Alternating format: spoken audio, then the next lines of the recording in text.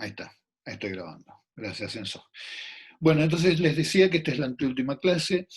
Vamos a ver un tema que es muy lindo, que es cómo derivar ecuaciones, sistemas dinámicos como los que estuvimos analizando hasta ahora, pero a partir de imágenes, de películas, de datos, de sistemas extendidos. Y con eso un poco termino los temas nuevos que voy a dar en la materia.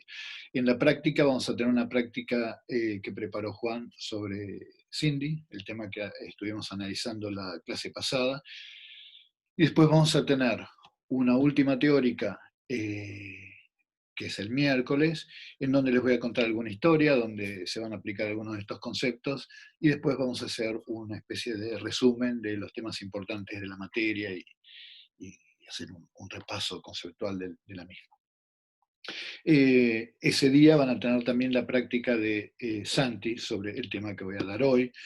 Y si bien ustedes no van a tener mucho tiempo para hacer consultas y demás sobre esas prácticas, no solamente quedan grabadas, sino que les estamos mandando los collabs como para que jueguen y exploren un poco sobre esas temáticas.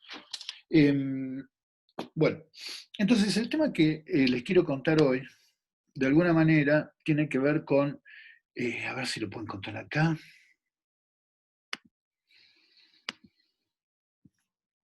Con esto. Lo que les voy a mostrar ahora es, por un lado, una película. A ver si voy a poner un chat, a ver si puedo interactuar un poquito con ustedes.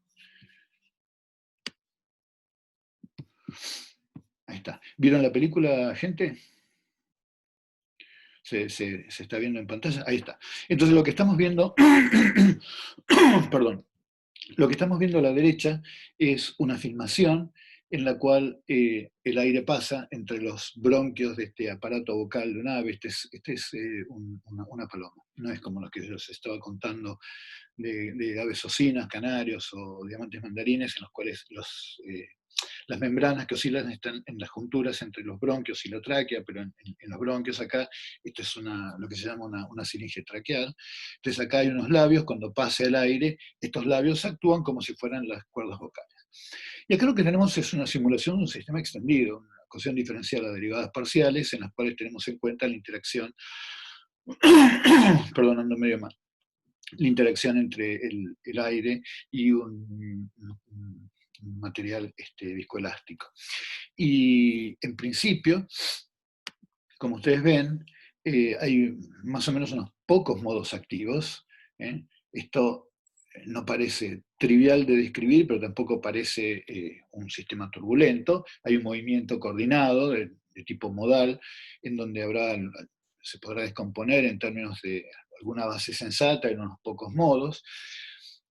Y por supuesto, si uno quiere resolver esto en términos de una ecuación diferencial a derivadas parciales, esto es un mundo de trabajo. Entonces, de alguna manera, uno lo que quiere hacer es poder procesar esta imagen, poder procesar este campo para llevar a cabo una descripción dinámica en la que intervengan los pocos modos activos que existan en el problema. Entonces, esa es la motivación, perdón, a ella es donde estamos tratando de ir hoy.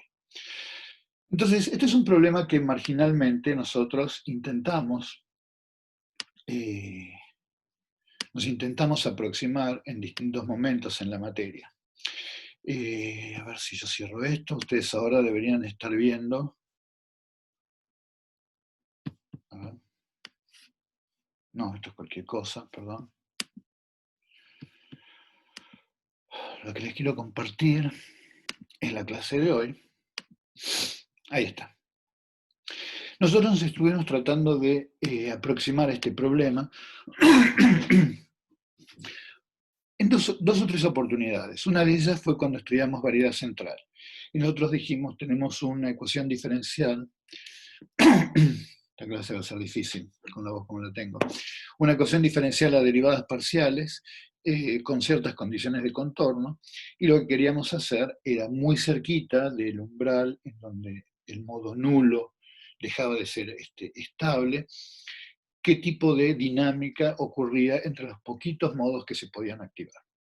Si ustedes van a las clases de variedad central, ¿Se acuerdan que lo primero que hicimos es entonces estudiar el problema linealizado, es decir, muy cerca de la solución donde el modo nulo era el modo estable? Estudiábamos las ecuaciones diferenciales que describían la dinámica de esos modos para la ecuación diferencial linealizada, donde linealizar era entonces, se dan cuenta, tirar este término que es el término advectivo, el término no lineal, y en términos de estos modos, que son los modos del problema lineal, planteábamos una expansión. Metíamos adentro, hacíamos álgebra, nos equivocábamos en los índices, todo lo que pasa en la vida, y llegábamos a un conjunto de ecuaciones diferenciales ordinarias que en principio era infinito. ¿Y por qué era infinito? Bueno, porque como había una no linealidad, cada vez que yo estudiaba la dinámica de un modito, me contribuían a la dinámica de ese modo otros modos, y yo tenía que estudiar entonces la dinámica de esos modos que involucraban a nuevos modos, y entonces lo que teníamos era un conjunto infinito de ecuaciones diferenciales ordinarias, es decir, no teníamos un sistema dinámico. Pero lo que veíamos era que si teníamos un R que era suficientemente chiquitito, salvo el primer modo, y por ahí el segundo que convergía a estar deriviado por el primero, ya los demás modos rápidamente decaían y por lo tanto una descripción razonable se obtenía en términos de un par de estos moditos. Entonces la dinámica de toda la ecuación diferencial a derivadas parciales quedaba descrita por ese par de ecuaciones diferenciales ordinarias. La macana era que esto valía en la medida que estuviéramos muy cerquita del umbral y de esos elementos de la base que habíamos elegido para describir el problema, estaban prendidos unos muy poquitos. Entonces, por supuesto, si uno intentara decir, bueno, ¿puedo hacer eso para un problema como el que les mostraba al principio, aunque tengo flujo de aire que mueve esta? Yo te lo digo, no. Eso no va a valer, vamos a estar tan lejos del umbral que una aproximación lineal va a ser una aproximación seguramente muy pobre como para describir el problema. Entonces la pregunta que uno quiere hacer es, en general, ¿cuál es el modo más eficiente de identificar que existen pocas estructuras, cuando existen pocas estructuras, pero estamos muy lejos de los umbrales en donde los sistemas pueden ser linealizados y donde las bases en términos de las cuales expandir a los campos son las bases de los problemas lineales? Esa es un poco la pregunta que tenemos. Y es una pregunta muy pertinente porque, de vuelta, supónganse que ustedes van a estudiar un problema en la atmósfera. Bueno, nada. Hay mucha evidencia que, independientemente de la dificultad de predecir a tiempos largos las cosas, hay ciertos fenómenos colectivos que ocurren, involucran grandes escalas, qué sé yo, ustedes no se sorprenden cuando les hablan del Niño, cuando les hablan de hay fluctuaciones de temperatura periódicas, pero de tanto en tanto hay unas grandes fluctuaciones que afectan el clima y demás. O sea, hay dinámica que es razonablemente baja dimensión, pero en la atmósfera, ¿quién se va a animar a plantear una convección como la que planteaba Lorentz? De hecho, una de las críticas que le hacían a Lorentz era, sí, vos estás estudiando el problema de la convección de Bernard en una aproximación que ya es una superaproximación, y eso tiene poco que ver con la atmósfera. A lo que Lorentz contestaba, es un modelo conceptual para explicar las dificultades de predecir a largo plazo. Pero claro, ni Lorentz mismo pensaba que para modelar la atmósfera me iban a valer unos modos que se obtenían de linealizar las ecuaciones de Navier-Stokes. Entonces, existe en la naturaleza permanentemente evidencia de que uno identifica fenómenos donde hay estructuras, bajo número de estructuras que están interactuando, uno quiere describir su dinámica, pero sabe que con los modos lineales no va a ir a ningún lado. ¿Okay?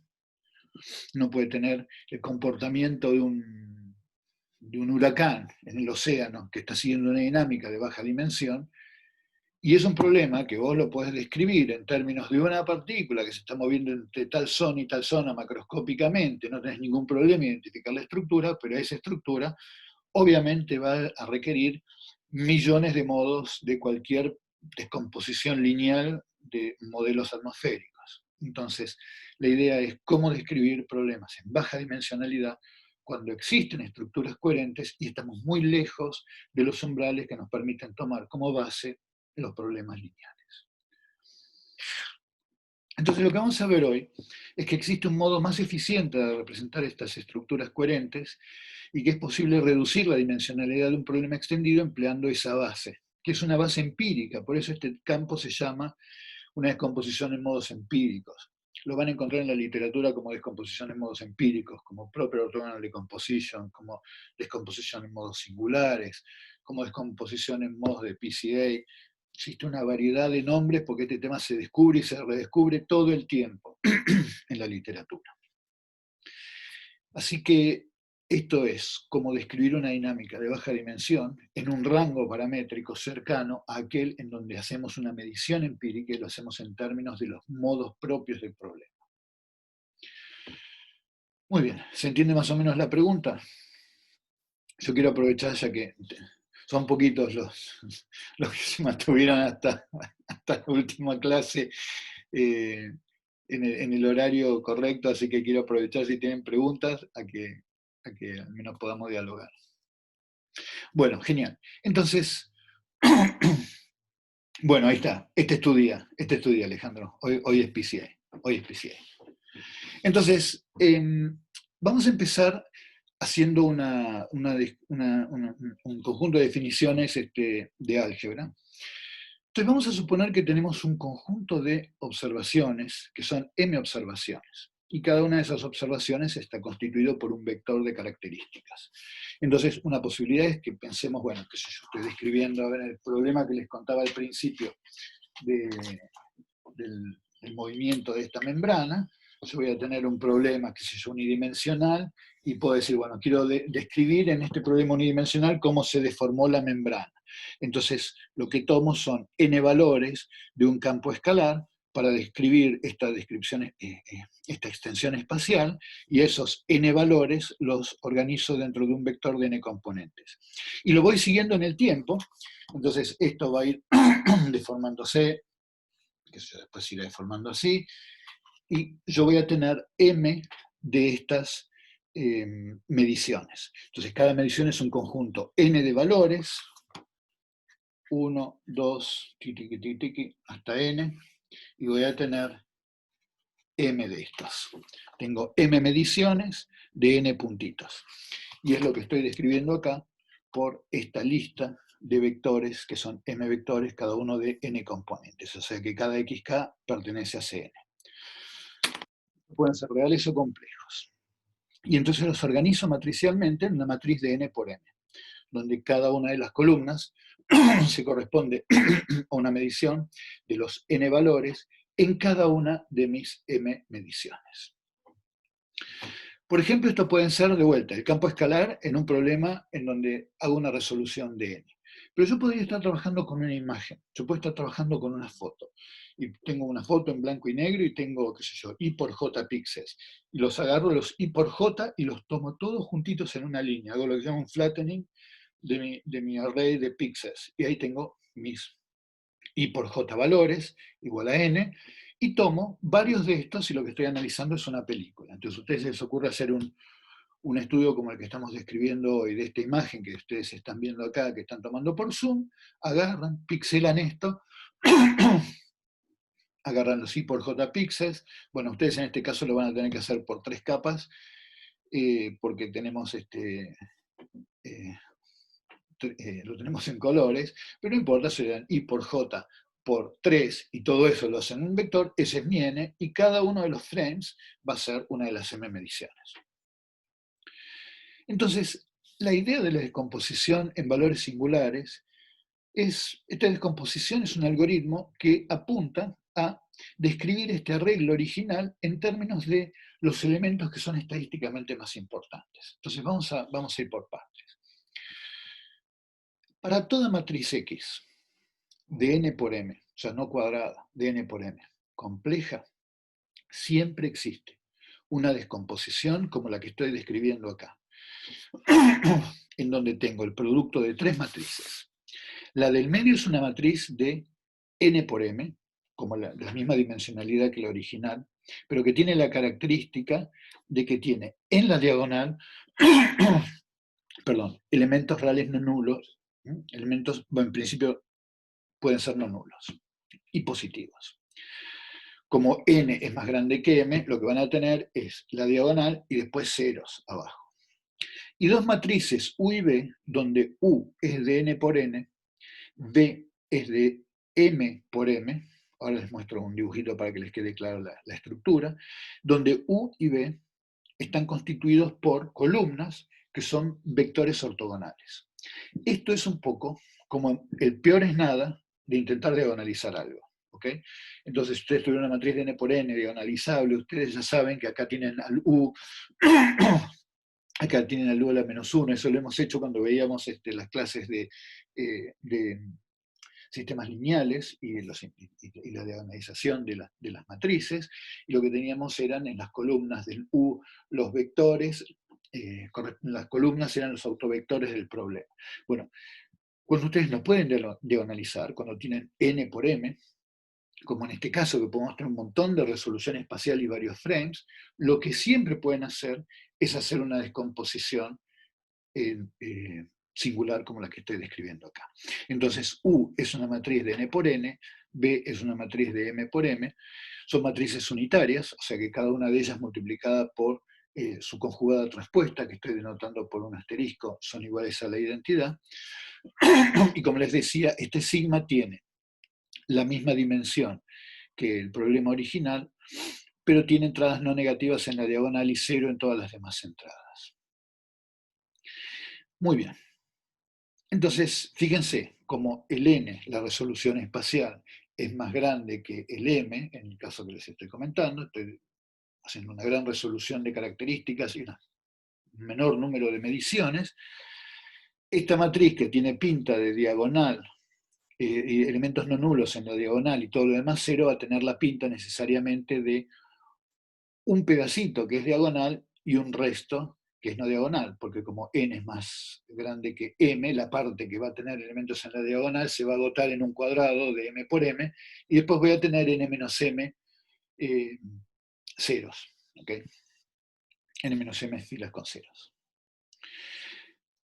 Entonces, para hacer una imagen gráfica de esto, esta descomposición que siempre podemos hacer, y esto es algo que nosotros veíamos en álgebra al comienzo de la carrera, en el proceso de intentar analizar, por ejemplo, llegamos a estas descomposiciones. Lo que tenemos es, entonces, de vuelta, una matriz de n por m, una matriz de n por n, una matriz de la misma dimensión que teníamos antes, y una matriz de m por m. Esto lo podemos hacer siempre. Ahora, fíjense que como esta matriz tiene elementos no nulos solamente en este cachito de m por m, y después acá le va a tocar tener todos ceros, a veces uno escribe la matriz economizada, que va a ser de todos los elementos de n por m, de n por n, solamente los de n por m, que es no trivial multiplicar por esto que está acá, que es el pedacito de m por m, por esto de m por m. O sea, si yo hago esto de m por m, por esto de m por m, tengo un resultado que es el mismo que hubiera obtenido si hacía el de este n grandote por m y este por m. ¿Por qué? Porque todos estos elementos ceros no me van a contribuir en nada más que en ceros. Y entonces lo que me queda es que después cuando haga el productote de todo esto por este cachito que está acá, lo único que me va a importar es el producto de estas columnas por esto. Así que esta descomposición es idéntica, obviamente, pero esta descomposición se denomina la descomposición económica, no importa. Pero lo que quiero que les quede claro es que ustedes tienen una matriz original, un conjunto de vectores que se denominan los vectores por izquierda, los autovectores por izquierda del problema. Estas filas, que son los autovectores por derecha del problema, y esta descomposición existe siempre.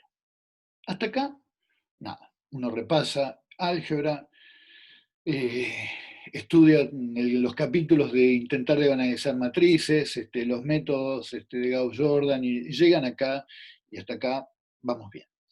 ¿Por qué es muy interesante esta descomposición?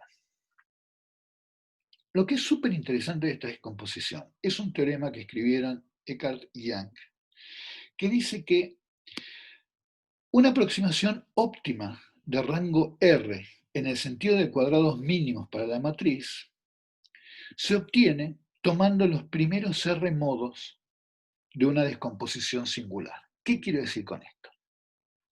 Supónganse que ustedes agarran esta matriz sigma y la tienen ordenada de manera tal que acá los elementos de la diagonal además están ordenados del más grande al más chiquitito.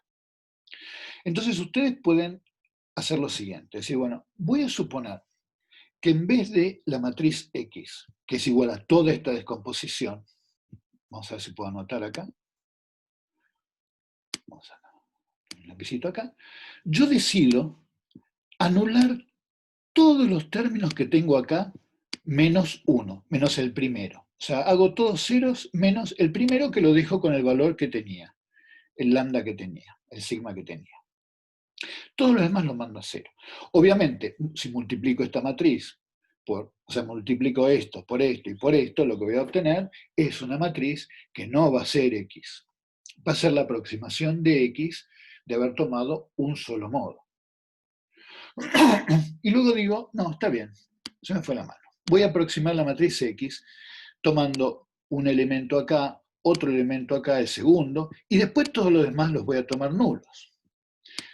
Bueno, resulta que voy a tener otra matriz, cuando hago el producto de esto, por esto, otra matriz, que va a estar un poco más cerca que esta, en el sentido de cuadrados mínimos, agarrar elemento a elemento, tomar la diferencia, elevarlos al cuadrado, va a estar más cerca. Si en vez de tomar 2, tomo 3, tendré otra matriz que está más cerca y demás. Pero lo interesante es lo siguiente, que si yo me propusiera hacer una aproximación de X, tomando así el resultado de hacer una descomposición en términos de cualquier otra base, yo lo que tendría es una peor aproximación. O sea que la aproximación a través del truncado de una descomposición singular es una descomposición óptima en términos del número de elementos de una base que uno tiene. Entonces, uno puede tomar una aproximación de la matriz, o sea, de toda la matriz sigma que tengo ahí arriba, un pedacito de R por R, tengo una aproximación que corresponde a tomar el producto de una U, que ahora no va a ser toda la U que tenía, sino el pedacito de U que va a ser pertinente si lo único que queda distinto de cero es lo de R por el nuevo sigma, que es el bloquecito de R por R de la matriz, y por este D, también con sombrerito, que es también de la matriz, tomar solamente el elemento R por R. R por R. Entonces, a ver, esto es lo que estamos haciendo. Tomamos aproximaciones que consisten en decir, tomo un pedacito de sigma, esto lo fuerzo a ser cero, de esto entonces lo único que va a intervenir en las cuentas es este cachito que está acá, de todos estos lo único que va a intervenir es este cachito mínimo que está acá, y entonces cuando yo hago el producto de esto, que es haber tomado un subconjunto sigma, lo que voy a tener es una nueva matriz, que es esta que está acá, ¿ok? Que es una aproximación. Y lo que muestran estos dos tipos es que si uno agarra y describe entonces a la matriz, a cualquier aproximación de la matriz, como un conjunto de R términos en mi desarrollo, acá lo que estamos teniendo es el resultado de agarrar el primer sigma, multiplicarlo por el primer vector y por el primer vector que está acá, y esa es la primera matriz. La segunda matriz entonces es agarrar el segundo sigma multiplicado por la segunda columna que tengo acá y la segunda fila que tengo acá, y tengo esta segunda matriz. Bueno, si yo lo voy a hacer con R elementos, con la base ortogonal que se te ocurra, con la base ortogonal que se te ocurra, con la elección de coeficiente que se te ocurra, con R elementos, nunca vas a tener una mejor aproximación a tu matriz que si los vectores ortogonales que utilizás para hacer tu desarrollo son los del desarrollo de la matriz singular. Entonces, la gracia de hacer la descomposición singular, que es una cosa que vale siempre, esto lo puedo hacer siempre, la gracia de esto es que yo puedo hacer aproximaciones óptimas tomando un truncado de la matriz. Y el número de modos que yo necesito para describir, al aproximar a la matriz X, con un número dado finito de modos ortogonales para hacer esta construcción, nunca voy a encontrar coeficientes mejores, un desarrollo mejor, una aproximación mejor que lo que obtengo si los elementos de la base son estos elementos U y B. Entonces, esto es un tema que sería un montonazo antes de meternos en el tema de la dinámica, ya para comprimir información, para procesar datos, para encontrar las estructuras más importantes. Y para darles un ejemplo, yo lo que estoy haciendo acá es mostrándoles unas fotos. Acá tenemos un hermoso perrito en la nieve, que es una foto pixelada, a la que hacemos este procedimiento que les estoy contando ahora. En este caso no tenemos n mediciones, n características y m mediciones, sino que directamente tenemos n por m píxeles a la lona, es lo mismo. Pero entonces tengo esta matriz, y lo que voy a hacer es hacer la descomposición, que todavía no les dije cómo la calculamos, ahora vamos a ver cómo la calculamos. Vamos a hacer la descomposición en modos singulares. Entonces agarramos esta matriz, por un modo que todavía no les describí cómo se hace, hacemos esta descomposición, esta que está acá, hacemos esta descomposición, y lo que voy a hacer es tomar un montón de estos modos, menos modos, menos modos, menos modos, y voy a construir las aproximaciones que corresponden. O sea, voy a construir distintos X barras después de haber tomado distintos sigmas que tengo acá. ¿Okay? O sea, voy a tomar, esta es la mejor figura para explicarlo, voy a tomar primero, si tengo todos estos que tengo acá, voy a tener la foto del perrito. Si empiezo a tomar menos, voy a tener la foto del perrito, como cuando yo me saco los anteojos, si tomo muy poquitos, voy a tener una cosa muy aproximada. Y entonces acá les estoy mostrando qué es lo que ocurre, y fíjense, acá lo que yo tengo es la original. Y acá fíjense que lo original son 1500, a ver cómo era esto, 2000 por 1500 píxeles. ¿Ok? 2000 por 1500 píxeles. Y ahora yo lo que voy a tomar es un conjunto.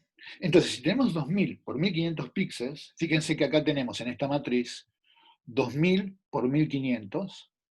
Entonces, este cachito que tengo acá, este cachito que sería el del sigma completo, va a ser de 1500. Entonces, cuando yo digo que voy a necesitar en principio para recomponer posta la imagen 1500 modos, estoy haciendo referencia a eso. Pero en vez de tomar 1500 voy a tomar menos. Voy a tomar 100. Bruta reducción. Bruta reducción. Y si yo tomo un R igual a 100, esta es la imagen del perrito que yo tengo. O sea, que de todos los vectores que yo necesitaba para recomponer la imagen, si yo tomo solamente 100, tengo algo razonable. Y si tomo 20, que es un número ridículo al lado de 1500, lo que tengo es un perrito en la nieve, y ninguno de nosotros duda, un perrito en la nieve.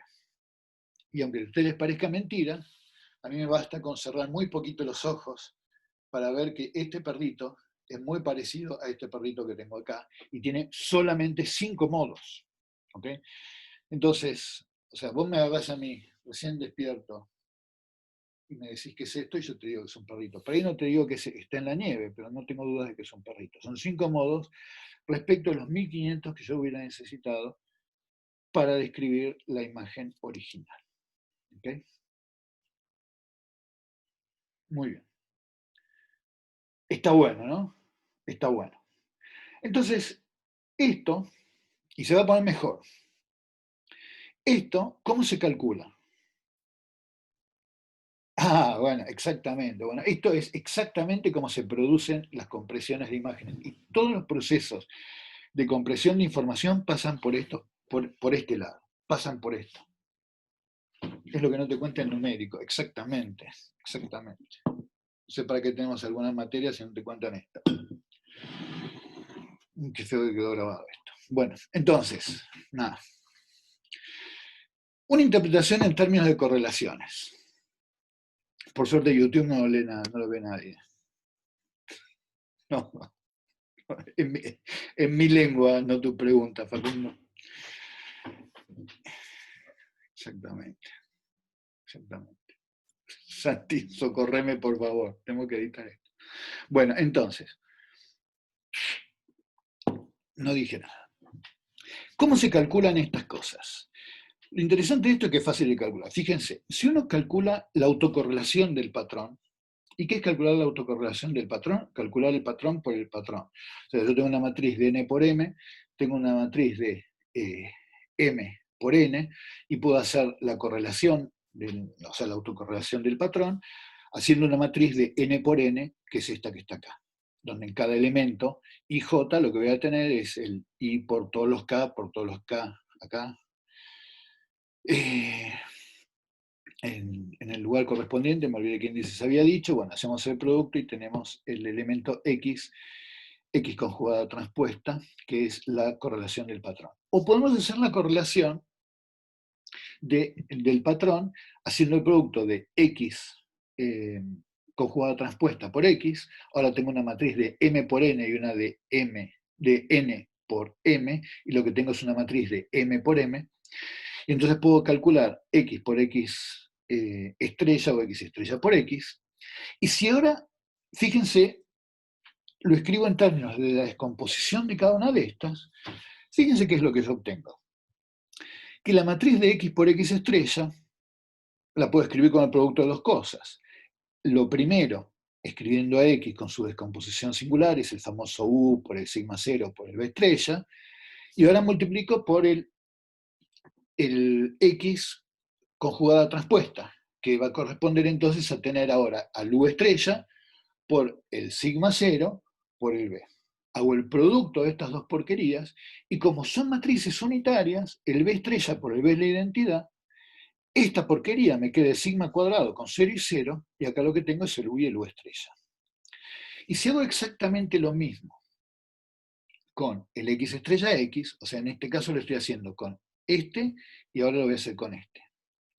Si lo hago con x estrella x, es lo mismo, es el b por el sigma 0 por el b estrella, por el u por el sigma 0 por el b estrella, les queda d sigma cuadrado y 0.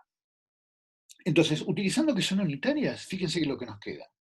Que x estrella u es igual a u por este sigma cuadrado, y que x estrella x por b, perdón, este es, perdón, esto lo preparé ayer y no lo revisé. Entonces, esto que está acá es el primero de los términos, esto que está acá es el segundo, y así, ¿qué obtenemos? Que las columnas de U son los autovectores de la matriz de correlación. Porque fíjense, cada una, si yo hago el producto de esto, lo que voy a obtener es que cada una de las columnas es un autovector de este operador. Entonces, la famosa matriz U, que interviene en la singular value de composition, se calcula simplemente haciendo los autovectores de la matriz x estrella. Y lo mismo, si yo quiero calcular la matriz B, lo que tengo que hacer es calcular los autovectores de la matriz x estrella por x. Y entonces ahora viene una cosa recontra interesante. Hasta acá es álgebra. Y acá viene una cosa recontra interesante. Por supuesto, estas dos cosas no son igualmente fáciles de calcular. ¿Por qué?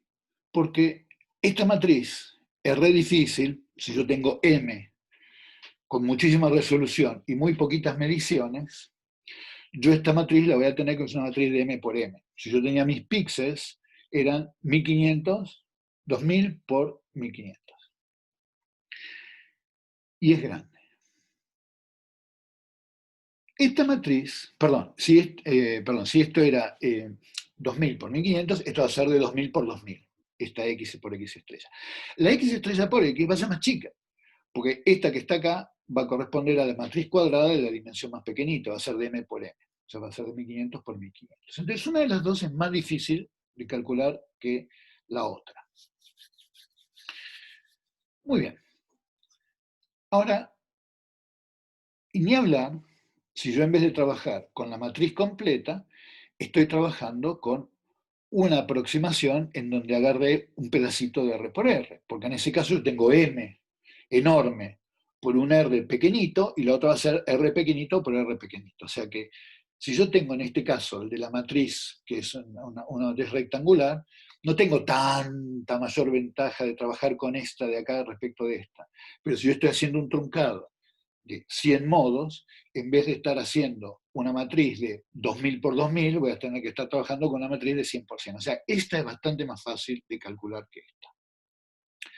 Pero entonces acá viene lo interesante. Esta es una idea que se le ocurrió a Sirovich en el proceso de aplicar estas cosas. Este es un momento para prestar un poquito de atención.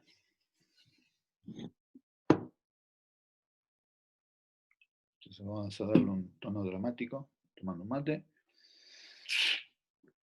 Y es, como x por x estrella es grande, por la alta dimensión de n, podemos tratar de ver cómo aproximar al problema haciendo un truncado calculando las cosas chicas. ¿Qué quiero decir?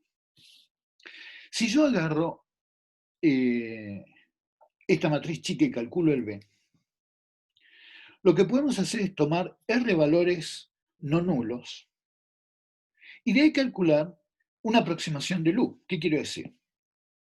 Fíjense, como el x es igual a u por sigma por b, yo lo que puedo hacer es esto. Digo, voy a trabajar con un rango pequeño. O sea, yo tengo un problema original que tiene, no sé, 2000 por 1500. Chao, listo, olvídate. 2000 por 2000 no te lo diagonaliza nadie.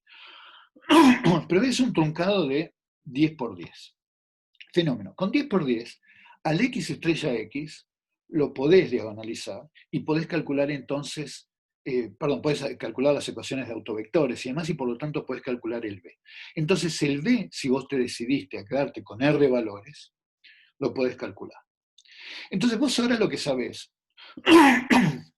es que si en sigma, en vez de tener tus m por m y todos los ceros, vos tenías solamente r por r y ceros en todo lo demás, acá lo que vas a tener es un vector que pudiste calcular, porque son los autovectores de tu matriz chiquitita, y este u, que en principio es lo que nos cuesta calcular. Pero lo que yo puedo hacer ahora es agarrar y decir, el u, que es tan difícil de calcular, lo puedo computar haciendo el producto de quién. Yo multiplico primero acá por b y acá por b, acá por sigma la menos 1 y acá por sigma la menos 1, y me queda que el u, que es tan difícil de calcular, porque son los autovectores de una matriz gigantesca, es solamente el producto de los datos por un vector que pudiste calcular, porque eran los autovectores de una matriz pequeñita, y por este sigma la menos 1, que es los autovalores que calculaste, las inversas. Entonces, esta ecuación es recontra difícil de hacer, porque si bien es una mísera ecuación de autovectores, son unas matrices gigantescas, pero cuando vos decidís que te vas a quedar con pocos modos, lo que te queda es que el D es fácil de calcular, esto es fácil de calcular, o sea, viene en el mismo paquete, calculaste los autovectores y las sigmas de este problema que está acá, y entonces ahora sí podemos calcular cuánto valen los subes. Y los subes tienen estos vectores, que son aquellos en términos de los cuales yo puedo hacer buenas aproximaciones de los datos. Entonces, está buenísimo porque el cálculo de los vectores, en el cálculo de la descomposición que nosotros vamos a tener que hacer, si nosotros estamos pensando en utilizar esto para truncar, perdón, el camino es bastante sencillo. Agarro una matriz pequeña, que es la de la autocorrelación en la dimensión del truncado, calculo los autovectores y los utilizo para calcular ahora los modos de la matriz U. Entonces, dicho de otra manera, en el marco de nuestra estrategia, yo lo que voy a hacer es una aproximación de esto en términos de unos poquitos modos, que en principio serían difíciles de calcular, pero sabiendo que voy a truncar acá, calculo la autocorrelación de el x estrella por el x, de ahí calculo cuántos son los b's, y lo que tengo es mi aproximación haciendo esto que está acá, donde estos u's se calculan de este modo. ¿Ok? Entonces el algoritmo de trabajar acá es sencillo si vamos a estar haciendo un truncado. ¿Qué tal vamos hasta acá?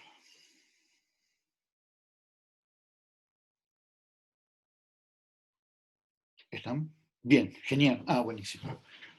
Bárbaro. No, como no se escuchaba, dijo, a lo mejor se me cortó la... Esa es como mi pesadilla, cuando estoy hablando y me engancho, digo, por ahí me entero que hace 10 minutos que me quedé congelada la pantalla y... Muy bien. Entonces ahora viene la aplicación a nuestro problema. Lo que se llama Proper Orthogonal Decomposition, o descomposición en modos empíricos, es la aplicación del Singular Value Decomposition al problema de estudiar ecuaciones diferenciales a derivadas parciales. Entonces, la observación central es que hay muchos comportamientos de problemas extendidos que se pueden describir en términos de muy pocos patrones. ¿Ok? Entonces, hasta ahora vimos eso, cuando en los problemas lo que hacíamos era linealizar y utilizar como base una base infinita lineal. Y lo que queremos ver es si es posible expresar las cosas en términos de muy poquitos modos, aunque no sean expresables esos poquitos modos en términos de bases. Y ustedes deberán estar intuyendo ya a esta altura quiénes van a ser los protagonistas de esta historia. ¿Alguien se quiere tirar un lance de por cómo vienen los tiros? Van a ser los modos, los vectores de U. O sea, estos modos en términos de los cuales yo puedo hacer aproximaciones sensatas de los patrones. ¿Okay? Yo voy a tener, la idea esta es describir en términos de esos modos. Muy bien. Entonces, supongamos que tenemos una ecuación diferencial a derivadas parciales. Entonces, esta ecuación diferencial a derivadas parciales, lineal, no lineal, a esta altura no importa. Va a ser alguna combinación del campo, o sea, va a ser una prescripción que nos diga cómo es la tasa de variación de un campo en función del campo, las derivadas espaciales, derivadas segundas, puede entrar explícitamente la variable espacial, puede entrar explícitamente el tiempo y demás. Lo tendré en algún, eh, en algún dominio. Y típicamente decimos que este problema es un problema de dimensión infinita porque, nada, imagínense, ustedes pueden truncar con arbitraria precisión esto, y si ustedes truncan con alguna precisión dada y estudian el campo evaluado en un conjunto XK, lo pueden escribir como un sistema dinámico, sí, obviamente, con tantos elementos como elementos usados en su discretización. ¿Cómo sería eso? Decir que, por ejemplo, la derivada es el U en xk más 1, t menos u de xk menos 1t, para la derivada segunda de esta aproximación, y entonces, en cada punto, la derivada del u respecto de t va a ser una función de esto, pero claro, como es una, como la derivada y las derivadas segundas se ponen en términos de los valores de u en los lugares vecinos, lo que voy a tener es un conjunto de ecuaciones diferenciales ordinarias acoplado, porque los valores de la derivada de u en un punto, que sería una variable del problema, va a estar dado por los valores del campo en valores adyacentes. Y lo que tenemos es un gran conjunto de ecuaciones diferenciales, finito, pero grande. Ahora, eso es para una determinada resolución. El problema posta es estudiar el límite cuando n tiende a infinito de eso. Entonces yo tengo que una ecuación diferencial son infinitos modos. Esta es una de las tantas maneras de ver eso. ¿Eh? Muy bien. Ahora, la idea de que en una ecuación diferencial yo puedo tener estructuras coherentes, que es la idea de modos, de física 2, ustedes están aprendiendo la idea de modos de esta manera, es pensar que cada uno de los elementos espaciales no se comportan en forma independiente, sino que muchos de ellos están vinculados por algún tipo de estructura y lo único que a uno le interesa es un coeficiente que modula toda esa morfología. Muy bien. Entonces, la idea de modos siempre ha sido, la idea de modos siempre ha sido pensar que yo lo que puedo hacer es agrupar un montón de estos con alguna función espacial y darles a todos esos un movimiento colectivo. En vez de pensar que cada uno necesariamente va a tener un comportamiento independiente, lo que digo es que voy a ponerlo como una suma en donde los comportamientos de cada término son un montón de ellos en forma colectiva moviéndose juntos a través de una amplitud. Esa es la idea de modos. Que, por supuesto, en el caso de lineales, uno prueba que esta estrategia funciona muy bien. Se llama el método de separación de las variables. O sea, en un sistema lineal, esto funciona bárbaro. O sea, en un sistema lineal, yo lo que sé es que puedo escribir, por un lado, una función espacial y una función temporal, y después separo en la ecuación diferencial las cosas y tengo las ecuaciones para la parte espacial y la parte temporal. A ver un segundito.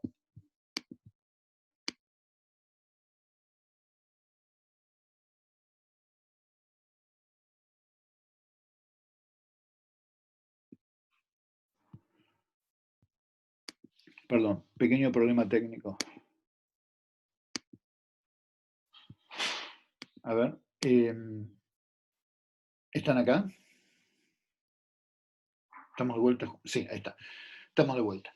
Entonces, si nosotros hacemos una descomposición en términos de modos, lo que tenemos es que al campo lo describimos como un conjunto de amplitudes por estas estructuras, y si yo quiero pasar de la ecuación diferencial a un conjunto de ecuaciones diferenciales para las amplitudes de los modos, entonces lo que hacemos es lo que hicimos al principio de la clase de hoy, lo que hicimos cuando hicimos variedad central y lo que hicimos cuando hicimos las ecuaciones de Lorentz. Es decir, metemos donde decía la derivada de U respecto de t todo el desarrollo, y acá me vienen las derivadas de las amplitudes respecto del tiempo, y después reemplazamos en la ecuación de n, donde estaba el U, pongo esto, donde estaba el ux, tengo la derivada respecto de x del campo, cuando tengo la derivada segunda, tengo la derivada segunda acá, etc. Después usábamos la ortogonalidad y teníamos las ecuaciones de las amplitudes. Entonces ahora tenemos dos modos distintos de plantear aproximaciones de la dinámica de ecuaciones diferenciales a derivadas parciales. Una, pensar el método numérico típicamente que uno utiliza, es decir, bueno, discretizo y hago ecuaciones diferenciales para los valores en cada punto, o planteo que existen movimientos coherentes de un montón de ellos con amplitudes y saco las ecuaciones diferenciales para las amplitudes de esos modos. Esto es lo que nosotros habíamos estado viendo cuando hicimos variedad central, lo que hicimos cuando hicimos un ejercicio preparatorio para el estudio de la ecuación de Fochenberg, y lo hicimos cuando lo hicimos para la derivación de las ecuaciones de Lorentz. Entonces, el mecanismo es siempre el mismo. Lo que difiere es qué utilizo en la base. Entonces, no hay un criterio único para cuál es la base que yo voy a elegir para hacer una descomposición modal como la que estoy describiendo acá. Entonces puede ser que uno quiera apoyarse en el modelo linealizado, si va a estar cerca del umbral, pero si no, lo que vamos a hacer es apoyarnos en Singular Value Decomposition, que es aprovechar la estructura posta de los modos de un problema. Es decir, yo lo que voy a tratar de hacer es encontrar las estructuras coherentes que vienen de un experimento, y voy a tratar de hacer la derivación de las ecuaciones diferenciales de las amplitudes de esos modos empíricos. Y de ese modo, apuntar a tener ecuaciones de muy baja dimensionalidad, aunque estemos en un lugar donde exista, por ejemplo, no sé, estructuras coherentes, capas límites en fluidos, remolinos, paso viento por un obstáculo y veo su vorticidad, siempre y cuando existan estructuras coherentes razonablemente pocas, voy a poder describir la dinámica en baja dimensión. Y entonces, ¿cómo hacerlo? Es lo que vamos a ver ahora. Pero como tengo la voz un poco hecha bolsa, voy a ver si me tomo algo. Vamos a hacernos una pausita un poquito más temprano. Vamos a hacer una pausita ahora y, si les parece, seguimos un ratito. Adán dice, ¿asumiste la posibilidad de términos convectivos también? Sí, sí, sí, sí, sí, sí. Sí, totalmente. O sea, vos acá en esta ecuación, si entiendo tu pregunta, Adán, vos acá en esta ecuación no tenés ningún problema en que sea una ecuación diferencial no lineal. Cuando vos tenías el problema, cuando vos tengas tus modos, lo que sí vas a tener que hacer es calcular ese término no lineal cuando lo proyectás haciendo la proyección esta que está acá con ortogonalidad, cómo se vinculan los poquitos modos que vos tengas con ese término no lineal. ¿Okay? O sea, la cuenta va a ser como antes. Lo que pasa es que antes, cuando vos tenías una serie infinita de modos, cuando veías cómo actuaban los elementos, por ejemplo, advectivos, para combinar los modos, para darte las contribuciones a otros modos, bueno, siempre ibas a tener términos. Acá lo que vas a tener es una cantidad de modos finitos. Entonces los términos no lineales te los va a acomodar de alguna manera particular que va a venir de reemplazar acá adentro y hacer tus cuentitas y después proyectar acá con esos modos empíricos. Pero sí, trabajás sin ningún tipo de aproximación en la ecuación diferencial. Tu única aproximación es cuántos son los modos que vas a meter acá. Y eso es lo que vamos a ver cómo hacer ahora en un ratito. Después de que nos tomemos una pausita. ¿Les parece? Bueno, vamos, que queda poco y, y terminamos el material nuevo del curso. Gran momento. Bueno, nos vemos en un cachito.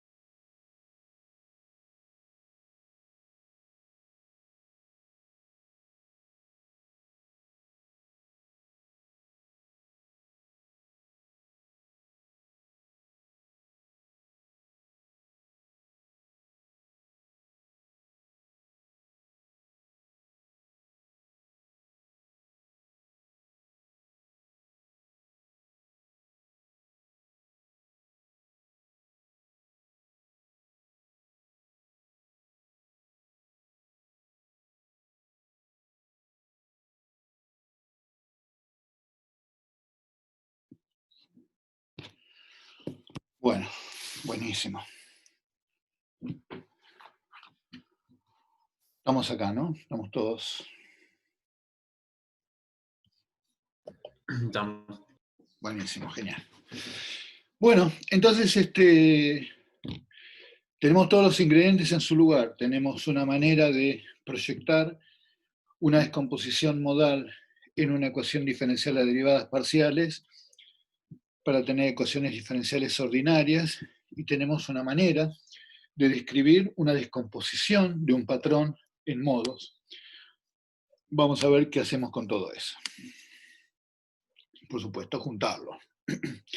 Tengo una pregunta, Sí, ¿a quién le contestó? Lucas.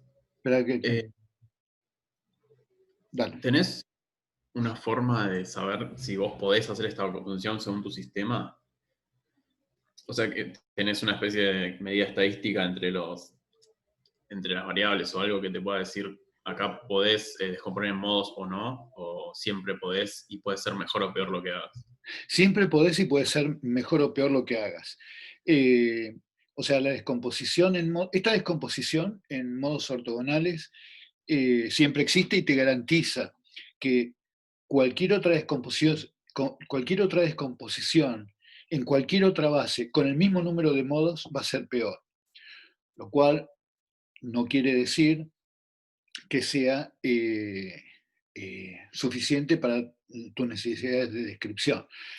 Lo que te va a dar una pista muy buena es cuáles son los valores del sigma cuadrado. Es decir, cuando vos calculás los autovalores de tus modos, típicamente vos lo que vas a ver es que con los ordenás de mayor a menor, ahora vamos a ver unos ejemplos, pero vas a tener que van a ir decreciendo, o sea, la importancia que tienen estos modos va a ser progresivamente menor, y vos podés ver que te quedás con el, no sé, 80, 90% de la energía de tu problema si te quedás con los primeros tres. Y después de 3 a 300 ganás solamente un 3, 4, 5% de tu energía. Entonces, típicamente vos lo que tenés que hacer para ver si vas en buen camino truncando es mirar cómo decrece el conjunto de autovalores y que vos ya, digamos, trunques cuando vos no veas un cambio cualitativo en tomar un mayor número de modos. Entonces ahora vamos a ver un ejemplo particular y vas a ver cómo rápidamente esto baja a cero. Cuando rápidamente baja a cero tiene sentido hacer un truncado. Si vos ves que esto baja muy lento, de manera tal que tienes que tomar un montón de modos, probablemente no, no te vaya bien haciendo un truncado. Ahora, el truncado siempre lo puedes hacer y lo que sabes es que es óptimo respecto del mismo número de modos en un truncado con cualquier otra base. Ok, genial. Perfecto. Igual, de todas maneras, mi consejo a ojo de buen cubero, si vos ves una estructura, te va a ir bien. Si vos ves una cosa que es ruido, te va a ir mal. O sea, es muy fácil. Cuando vos ves una estructura, la vas a reconocer con modos propios. Ok.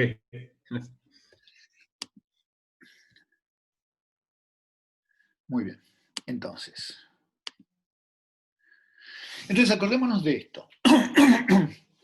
Nosotros lo que podemos hacer es ir por el camino difícil o ir por el camino fácil. ¿Y por qué modo vamos a ir? Por el modo más fácil. Entonces, ¿eso qué quiere decir? Que en el momento en que yo calculo la autocorrelación, yo puedo elegir decir, bueno, tengo algo con muchísima precisión y unos muy poquitos modos, y hago la correlación de n por n para calcular u modos, o puedo hacer esta cosa tan astuta que se le ocurrió a Sirovich, que es esta. Supongamos que este problema surge de haber hecho mediciones en el tiempo. Tomo algunas pocas mediciones en el tiempo. Por supuesto, siempre apelando a que vamos a poder realmente validar que sí tiene sentido tomar un pequeño número de modos. Pero bueno, podemos hacer esto tomando un R1, un R2, un R3 y ver que tenemos aproximadamente los mismos resultados. Pero entonces supongamos que podemos hacer una descomposición con pocos modos. Entonces yo voy a tomar unos snapshots, o sea, unas mediciones particulares de todo mi conjunto de mediciones. Yo tengo muchísima resolución espacial por supuesto tengo un continuo en el tiempo, pero voy a tomar unos snapshots, unos muy pocos modos, muy pocos modos. Y voy a calcular la autocorrelación de la matriz X. Entonces acuérdense que había una manera penosa, que era calcular XX estrella, y otra amistosa, que es calcular X estrella X. Y calcular los autovectores de X estrella X me daba los Bs. Una vez que yo tenía los Bs, podía aproximar al X de esta manera, donde el U se calculaba así. Esto era calculado, de calcular los autovectores del X estrella X. Estos son los B, que son los autovectores, y estos son los datos. Entonces, de vuelta, tengo un conjunto de mediciones. Cada una de estas es una medición a un tiempo t. Entonces yo tengo, los acomodo así, ¿no? Acá tengo la medición 1, acá tengo la medición 2, acá tengo la medición mésima. Y cada medición es un conjunto de características del campo escalar en un conjunto dado de puntos, o es el I por J de un frame de una película, lo que se desantoje. Entonces tengo acá las mediciones, distintas mediciones. Entonces creo en cada columna el conjunto de n mediciones escalares que constituyen la késima medición UK. Las m mediciones pueden ser las mediciones durante una señal temporal, y no las tengo que tomar consecutivas, tengo que tomar algunas representativas. Entonces, la idea de esto es ahora simplemente hacer la aproximación calculando los B de la correlación de la matriz fácil, del X estrella X. Los sigmas que corresponden al truncado de los modos que yo hice, que corresponde al número de mediciones que yo tengo, ¿no? Los sigmas correspondientes a esos autovalores. Y el U que calculé de esta manera. Entonces, estos modos, los modos que corresponden a los R modos del U, después de haber hecho mi truncado en R por R, o sea, esto va a ser de R por R, esto va a ser de M por R, y estos son los R vectorcitos, cada uno de M componentes. Estos que están acá van a ser mis autoestados, mis modos en términos de los cuales voy a hacer mi desarrollo. Entonces ahora tenemos una manera de plantear una descomposición, que es poner un vector de amplitudes para cada uno de esos modos particulares que yo tengo, que yo sé que su truncado finito me va a dar el mejor truncado posible. Entonces meto esos modos haciendo una expansión de mi campo en términos de esos modos. Y los meto en la ecuación diferencial. Entonces, supongamos que la ecuación diferencial tiene una parte lineal y una parte no lineal, como nos cansamos de hacer en la materia cuando veíamos formas normales y demás. Y lo que voy a tener es, acá me falta un, lo que voy a tener es esto, cuando meto esto en la parte lineal y hago el producto escalar por cada uno de los otros modos, acuérdense que cada uno de estos modos son todos ortogonales entre sí, al hacer el producto escalar me va a quedar solamente el A correspondiente a un modo dado, lo mismo para la parte lineal, y acá como cuando hacíamos formas normales, voy a tener que reemplazo acá todo el campo completo, y voy a tener que hacer el producto escalar con el phi, pero es lo mismo de siempre, es hacer la expansión, meterlo en la ecuación diferencial y hacer el producto escalar por los vectores ortogonales. Y así tengo un conjunto de R ecuaciones diferenciales ordinarias que corresponden al truncado R. Así de fácil. Entonces, la pregunta, que un poco la voy a vincular con la que me hizo Lucas, ¿no? Me hiciste la pregunta recién es, bueno, ¿cuándo lo puedo hacer? ¿Cuántos modos puedo tomar? ¿Cómo puedo hacer para hacer esa inspección de cuántas mediciones tengo que hacer para que esto funcione? Porque de vuelta, estamos en el mismo problema que cuando hacíamos embedding. Si yo tomo 3 mediciones consecutivas, capaz que tengo suficiente información para hacer la descomposición, pero tengo tanta correlación que va a ser medio penoso. Entonces les quiero mostrar un ejemplo numérico de un oscilador armónico cuántico que me parece que va a ilustrar bastante bien cómo funciona esto. Entonces vamos a hacer una ecuación diferencial, como no nos ve nadie y es el fin de la materia, la vamos a hacer con una ecuación diferencial de derivadas parciales lineal, ¿ok? No pasa nada. Esto vale tanto si es lineal como no lineal. Pero la ventaja es que si uno lo hace con oscilador armónico cuántico, puede escribir el desarrollo haciendo las cuentas. Así que vamos a hacer el siguiente ejemplo. Tengo una ecuación diferencial a derivadas parciales de un campo complejo U. Entonces tengo la derivada de U, es la ecuación de Schrödinger, la derivada de U respecto de t multiplicado por i. Acá ρ Crespo, José, Agustín y demás, me van a perdonar un cachito, esta es una ecuación diferencial que para ustedes es un galerazo, pero este es como un gran amigo, esto es un gran amigo de todos sus compañeros de física, como nuestro gran amigo desde física 4, el oscilador armónico cuántico. Así que nada, agua y ajo. Entonces, tenemos este campo, tenemos el potencial, que es el x al cuadrado, y bueno, nosotros nos pasamos en física 4 o en teórica 2 calculando cuáles son, este es un problema separable, yo puedo escribir a la parte espacial por la parte temporal, y la parte espacial tiene la ventaja de que resolver la parte espacial da como soluciones para cada uno de estos modos estos hermosos polinomios de Hermite.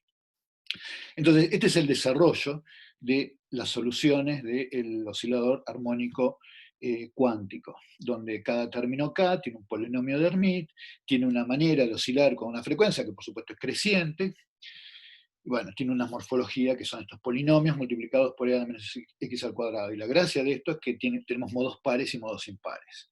Tenemos modo par, tenemos un modo impar, otro modo par con más noditos y así sucesivamente. Entonces, uno puede hacer en este problema, poner una condición inicial, un campito dado, una condición inicial, y ver la evolución de esto simplemente calculando cuánto valen los coeficientes A sub k. Los coeficientes A sub k son el producto escalar de cada uno de los moditos que nosotros tenemos, cada uno de los moditos que vendrían a ser toda esta parte que está acá, cada uno de estos, de acá, a ver, vamos a poner annotate. A esta altura del partido ya me tendría que salir mejor esto. Entonces esto que está acá son estos modos phi sub k.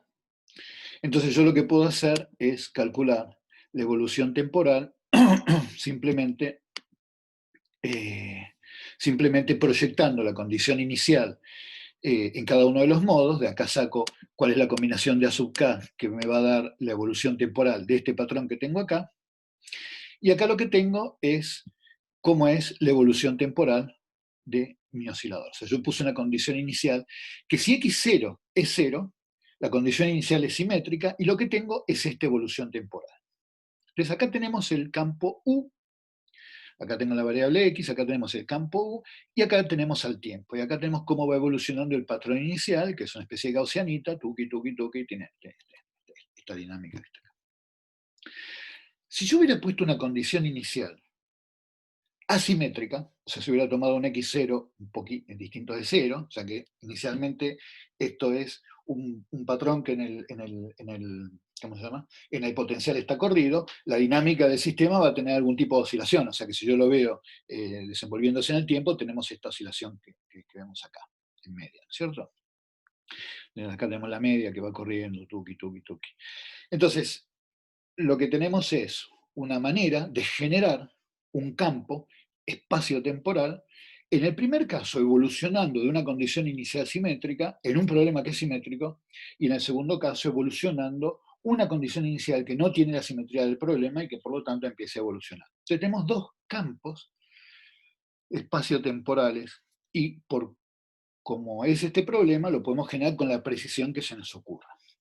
Entonces yo en particular puedo dibujar cuánto valen los primeros 5 modos de este problema.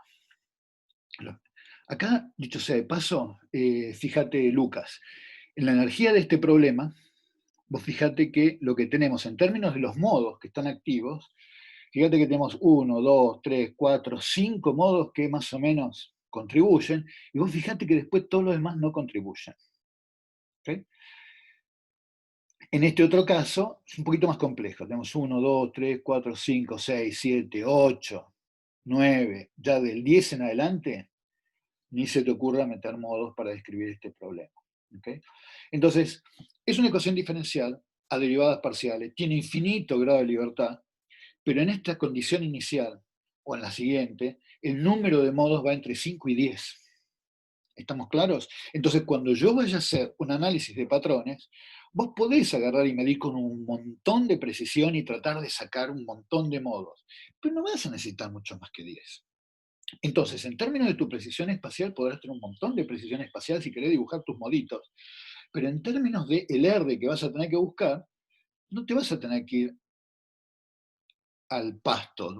Vas a poder agarrar nada, matrices de 10 por 10, 15 por 15, y vas a poder organizarlas. Tener los B, tener los sigmas y recomponer los modos.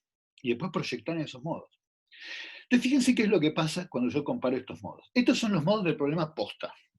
El primer modo, no tenemos los polinomios de Hermite, tenemos L a la menos x al cuadrado por los distintos h, ¿no es cierto? Entonces tenemos el primero, después tenemos en verdecito el segundo. Entonces, el primero es el azul, el segundo es el verdecito, el tercero parece que es el rojo, después me parece que es el celestito, cuando yo con los colores ahí, nunca sé si soy daltónico, son nombres raros. Y después el más violeta, que es el último que está acá. Acá está el código. Acá. El 1, el 2, el 3, el 4 y el 5. Buenísimo. Lo que vemos en los otros dos paneles está súper bueno. ¿Qué es? En este caso, es el resultado de hacer los modos U después de haber calculado los autoestados de la matriz de un truncado de 5 por 5, hacemos 5 por 5, hacemos el X estrella por el X de 5 por 5, calculamos autovectores, calculamos autovalores y dibujamos los 5 modos U. Estos 5 modos U, que tomaste 5 tiempos, no importa. Vos fíjate que son todos pares. ¿Por qué? Porque como tu condición inicial era par y el problema era par, todo lo que experimentó el sistema es par. Entonces, no se gasta el sistema en darte un modo que no aparece en tus datos. Vos vas a hacer una proyección en términos de los modos que están activos en tu problema. Por eso se dice que son modos empíricos. ¿Cuáles son los primeros 5 modos del problema que vos inferís de algo en donde el problema era simétrico, la condición inicial era simétrica y todo siempre fue simétrico? Son los 5 modos más bajos simétricos. Entonces, si vos te vas a comparar cómo son estos modos respecto de estos, no tenés los mismos modos. Porque los problemas genéricos se determinan en esta base y los empíricos de este problema te capturan. El primero, que es el azulcito, que está buenísimo, y el segundo no está directamente. El que te aparece es el tercero. Fíjate que arriba es el rojo, tuki, tuki, tuki, tuki, viene acá, y es el que acá está en color, básicamente es el que está en color verde. Es el que está en color verde. Fíjate que es este que está acá. Entonces, el segundo no está. El tercero, que es este que acá es violeta, es el que acá es color verde. Perdón, acá es el rojo. Perdón, acá es el rojo. Es el segundo modo par. Entonces, el primero es el azul. El segundo es el verde. El tercero, que es el segundo par, es el rojo. En este, el primero es el azul, estamos perfectos, y el impar ni aparece. El siguiente sencillo que aparece es el equivalente al rojo, pero que aparece con signo contrario, que es este que está acá. Este que está acá. Entonces, de los modos que aparecen los modos más bajos, muy parecidos a los modos originales, pero los que aparecen en tu problema particular. En el segundo, si vos lo sacás haciendo un conjunto de snapshots, 5 snapshots por acá, y calculás cuáles son los modos que fueron necesarios para reproducir el problema, entonces de vuelta, sacás un campo acá, un campo acá, un campo acá, un campo acá, 5 campitos. Y ahora haces la matriz de 5 por 5, del X estrella X, calculás los B, calculás los sigmas. Y ahora calculás los U's con la formulita esta que está acá. Con esta formulita que está. Con esta formulita que está acá. Y ahora dibujamos los U's, las columnas de los U's. Y está buenísimo, porque lo que tenemos son el azul, que es igualito al azul. Y después tenemos el que acá era el verde, que es el segundo modo. Fíjate que acá, ¿cuál es? Este que está acá, este que está en rojo. Es recontra parecido. Rojo, exactamente. Es recontra parecido. Entonces, te aparecen modos que son muy parecidos. a los modos posta que vos necesitaste para generar el problema. Pero ¿de dónde vinieron? De diagonalizar esta matriz que viene de los campos empíricos, el X estrella X, diagonalizarla y después calcular cuánto valen los subes. Entonces, uno tiene una descripción buenísima de los modos que están activos y con esos modos activos uno va a la ecuación diferencial del problema de uno y proyecta. Y tiene la ecuación diferencial que rige la dinámica de esos modos.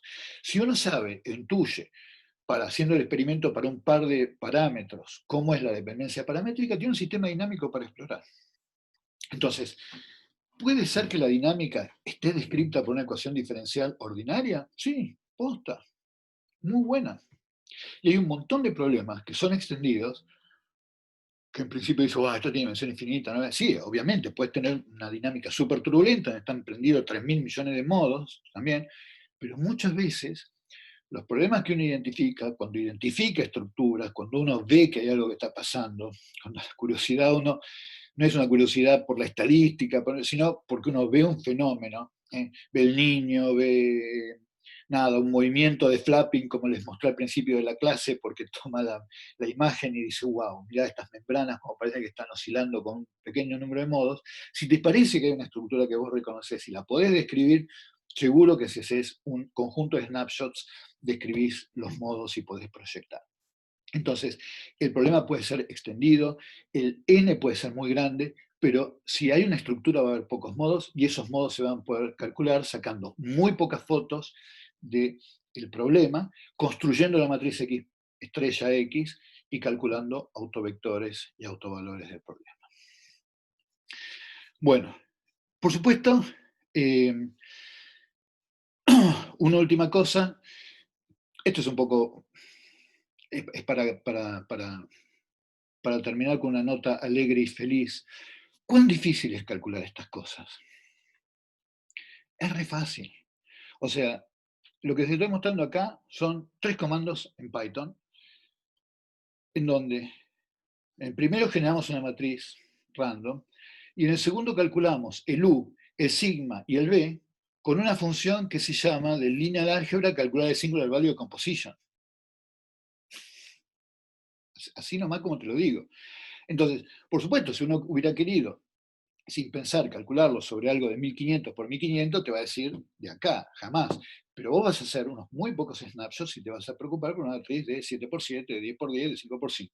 Entonces ahí podés calcular sin ningún problema en tu colab, en tu compu, donde quieras, tu descomposición para tener una buena descripción.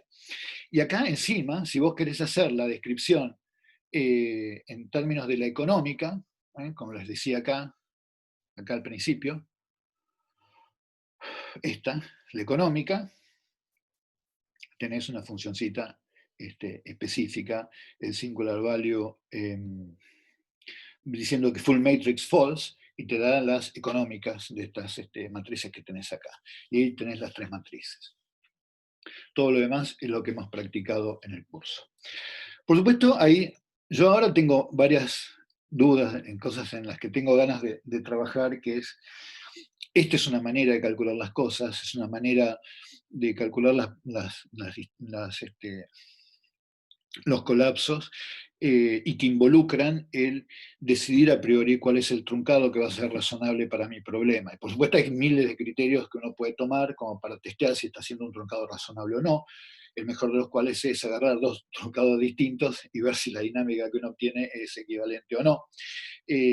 Pero también estoy tratando de ir en la dirección contraria, de ver si uno plantea las descomposiciones modales en términos de autoencoders y pone como entradas directamente los patrones y acogota, como les comenté en un momento dado, la información en el medio, teniendo una proyección en un espacio de fases. Yo estoy bastante interesado en comparar cómo es la dinámica de esa proyección con la dinámica que proviene de truncar modos ortogonales, y esto es algo en lo que la gente está trabajando ahora, o al menos en lo que yo estoy trabajando ahora, me parece que es un tema abierto, súper interesante. Bueno, gente, eso es todo. Eso es todo lo que les quiero contar de la materia en términos de material nuevo. Les cuento cómo sigue entonces el curso en estos días finales. La clase que viene, lo que vamos a hacer es, yo les voy a contar un poco una charla, porque nada, pues me parece divertido, porque me parece que hay que terminar en un tono un poco animoso y relajado. Y después quiero hacer un repaso de lo que a mí me parece un subrayado, de lo que a mí me parecen temas importantes de la materia. Yo creo que han aprendido infinitas cosas. Pero quiero pasar una lista de qué es lo que creo que es más importante que se queden en la cabeza, sobre todo los que no van a volver a trabajar en esto, pero que me parece que es muy probable que enriquezcan sus trabajos si lo tienen en claro, o al menos yo veo que la gente que los usa enriquece sus trabajos y la gente que no los usa me gustaría que los hubiera usado. Entonces quisiera hacer una especie de subrayado de despedida. La práctica de hoy es una práctica hermosa que armó Juan sobre Cindy, sobre aplicación de Cindy. Es una práctica bien concreta donde básicamente les va a dar un poquito de ideas generales y después, ahora cualquier cosa me corregís, Juan, si andás por ahí, pero fundamentalmente era sobre un collab para que les quede, para que jueguen, para que practiquen. Les generó unos programas, les generó bases de datos, está súper lindo lo que les hizo.